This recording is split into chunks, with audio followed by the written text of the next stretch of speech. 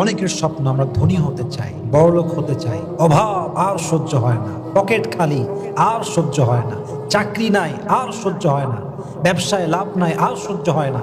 I wanna be rich, I wanna be the most richest man in the world. আমি সবচেয়ে ধনী ব্যক্তি হতে চাই। ইসলাম আমাকে কি বলেছে, কোরআন কি বলেছে, হাদিস কি বলেছে জানার দরকার যুবক ভাইরা, আছে না নাই?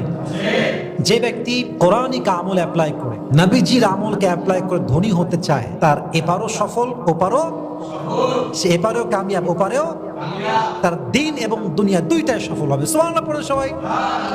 আর যদি নবীকে মাইনাস করে, রাসূলকে মাইনাস করে, ইসলামকে মাইনাস করে, আল্লাহর বিধানকে মাইনাস করে ধনী হতে চান, আপনার অবস্থা হবে সালমান এফ রহমানের মতো। ঠিক কিনা বলেন যুবক ভাইরা?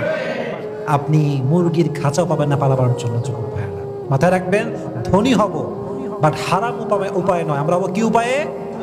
হালাল উপায়ে। আমি আজ কিছু হালাল উপায় বলবো, শুনবেন তো সবাই ইনশাআল্লাহ? প্রথম কথা, ভূমিকার কথা, সেটা হচ্ছে ধনী কিংবা গরিব দুইটাই বানাবার মালিক একজন, তিনি কে? এটাই হচ্ছে আল্লাহ তাআলার খেলা। কাউরে আল্লাহ দিয়ে পরীক্ষা করে, কারো থেকে আল্লাহ তাআলা নিয়ে পরীক্ষা করে। কাউকে যদি আল্লাহ খুব বেশি দেয়, এর মানে এটা নয় যে আল্লাহ তাকে খুব বেশি ভালোবাসে। যদি আল্লাহ কাউকে কিছুই না দেয়, এর মানে এটা নয় যে আল্লাহ তাকে ভালোবাসে না। বরং যাকে আল্লাহ দিয়েছে এটাও পরীক্ষা, যাকে আল্লাহ দেন নাই এটাও পরীক্ষা।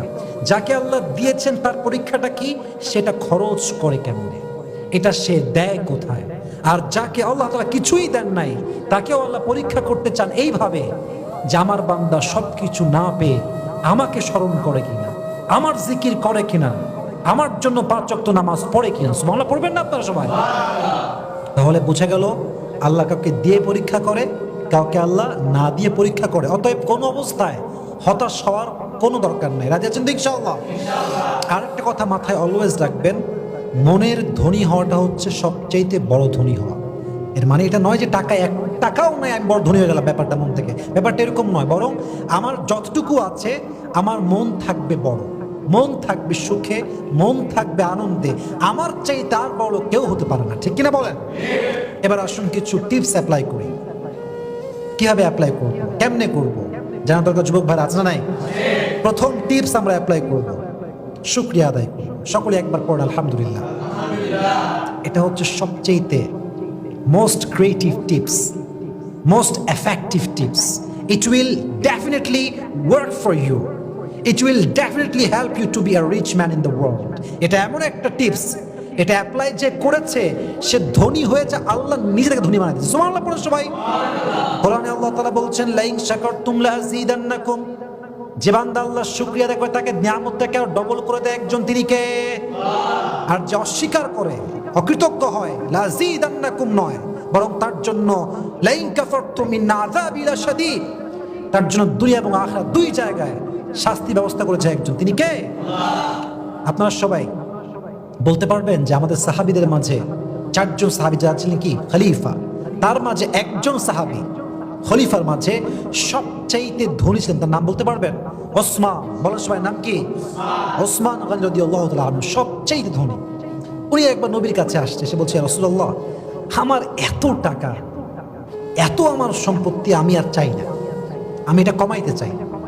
আমরা চাই কি বাড়াইতে, উনি চায় কমাইতে। কমাই দেন ইয়া রাসূলুল্লাহ, আপনি আমাকে আমল বলেন, আমি কি আমল অ্যাপ্লাই করলে কমাই ফেলবো? উনি বললেন যে যাও, তুমি বাসায় গিয়ে এক কাজ করবো, আজকে খাবারটা দস্তরখানে নয় উটের পিঠে খাবা। কিসের পিঠে খাবা? আচ্ছা ঠিক আছে, তাই করবো তাহলে। উটের পিঠে কয়েকদিন খেয়েছে, খেয়ে আবার ব্যাক। ইয়া রাসূলুল্লাহ, সম্পত্তি কমছে না, উটের পিঠে খেয়েছো? জি খেয়েছি। কেমনে খেয়েছো? বলছে, আমি যখন উটের পিঠে খাওয়া শুরু করলাম, যখনই খেতাম কয়েকটা দানা উপর থেকে নিচে পড়তো, যখন নিচে পড়তো আমি নিজের নিচে নেমে সেগুলো খুঁটে আবার খেতাম এবং শুকরিয়া আদান করতাম, আলহামদুলিল্লাহ। নবীজি বলছে, অসম্ভব, তোমার সম্পত্তি আর কমবেই না। কারণ যেই বান্দা তার কাছে যা আছে তাতেই শুকরিয়া আদায় করে, তার সম্পত্তি কখনো কমে না, বরং এটা আরো ডবল হয়ে যায়। সুবহানাল্লাহ পড়েন। তাহলে বোঝা গেল যা আছে হ্যাপি হয়ে যাবে। আচ্ছা, এই যে আমাদের দেশে আমরা দেখতে পাচ্ছি এখন 56,000 কোটি টাকা গায়েব, কিসের নামে? উন্নয়ন, উন্নয়ন, উন্নয়ন। উন্নয়ন প্রকল্পের নয় বাজেট করছে, মনে করেন যে 1 লাখ কোটি টাকা বাজেট, কথার কথা, এখান থেকে 50 লাখ কোটি গায়েব। উন্নয়ন, দেশের উন্নয়ন চলছে, মাশাআল্লাহ, খুব ভালো।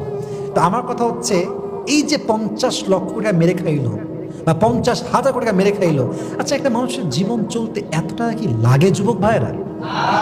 এই তো পুরো জীবনে কয় টাকাই বা দরকার? আমি আসিফ, আমি যদি গাড়ি 30টা কিনি, আমার গাড়ি 30টা লাগবে আদৌ? আমার একার জন্য গাড়ি সর্বোচ্চ 2টা হইলেই চলে, অথবা একটা দিয়েও ওকে হয়ে যায়। কিন্তু লোভ মানুষকে শেষ করে ফেলে। শুকরিয়া যার নাই, তাকে আপনি যতই দেন ওর মন ভরবে না, ঠিক কিনা বলেন? শুকরিয়া আদায় করবা যাচ্ছেন তো ইনশাআল্লাহ। 2 নাম্বার, ধনী হতে চাইলে হিজরত করেন, সফর করেন। ঢাকা আছেন, বিদেশ যান। ঠাকুরগাঁও আছেন, আপনি ঢাকায় আসেন।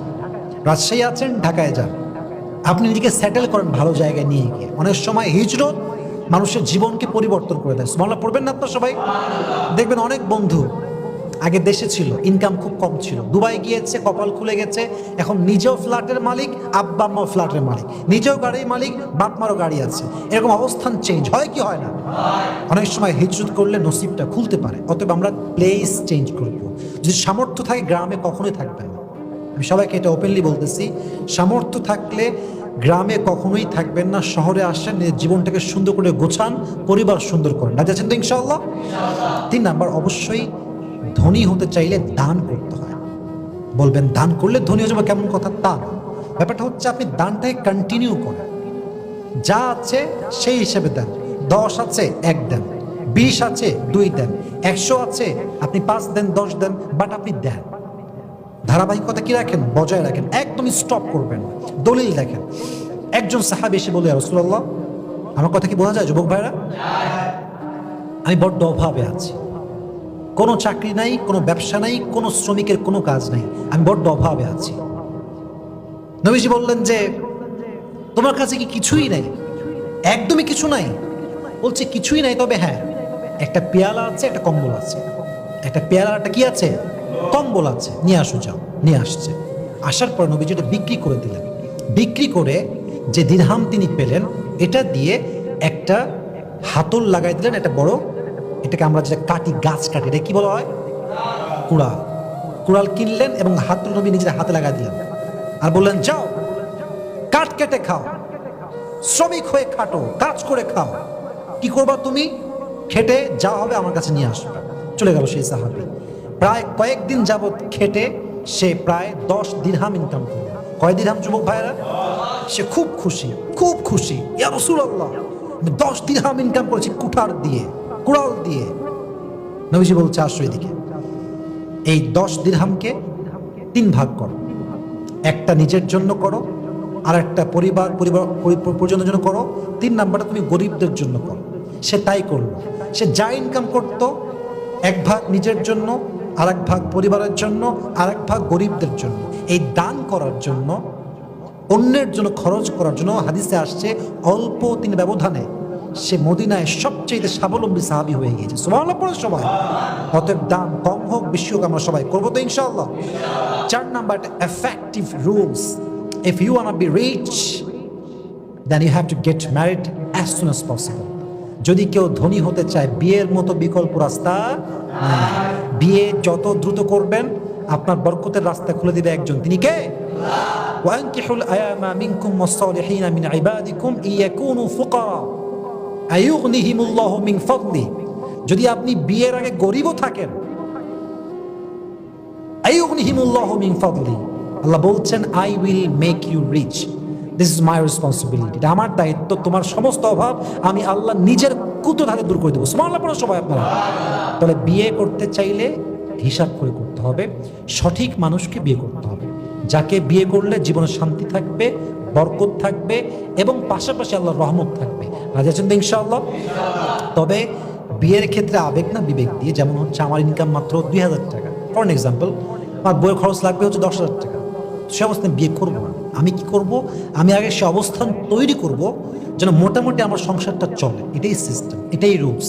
নাই 2 পয়সা, একটা মেয়েকে নিয়ে চলে আসলাম বাসায়, সমস্যা হবে। এটা নিজেকে কিছুটা হলেও উন্নতির জায়গায় নিয়ে গিয়ে, হয়তো 100 ভাগ পারবেন না, 30 ভাগ করেন, বাকি 70 ভাগ বিয়ের পরে হবে, বাট বিয়ে করবেন। কিছুটা সামর্থ্য হয়ে গেলেই বিয়ে করবো। রাজি আছি তো ইনশাআল্লাহ? সর্বশেষ কথা হচ্ছে, একটা উসুল বলছি, টিপস বলছি, আমল বলছি। যদি আপনি ধনী হতে চান, আল্লাহর কাছে ক্ষমা চাইবেন বেশি বেশি। সকলে আমরা পড়ছি আস্তাগফিরুল্লাহ, আবার পড়ি আস্তাগফিরুল্লাহ। ইস্তেগফারের আমল যে বেশি বেশি করবে, সবচেয়ে বড় বেনিফিট হচ্ছে আল্লাহ কোনো অভাব রাখবেন না এবং তাকে আল্লাহ তাআলা চতুর্পাশ থেকে রিজিক দ্বারা ভরপুর করে দেবে। সুবহানাল্লাহ পড়ার সময় ক্ষমা চাওয়ার মাধ্যমে আল্লাহ নিকটবর্তীও আমরা হব, পাশাপাশি আমরা ধনীও হব। আল্লাহ আমাদের সবাইকে রবের কাছে বেশি বেশি ক্ষমা চাওয়ার তৌফিক দান করুক। আমরা সকলেই মন খুলে পড়ছি আমিন।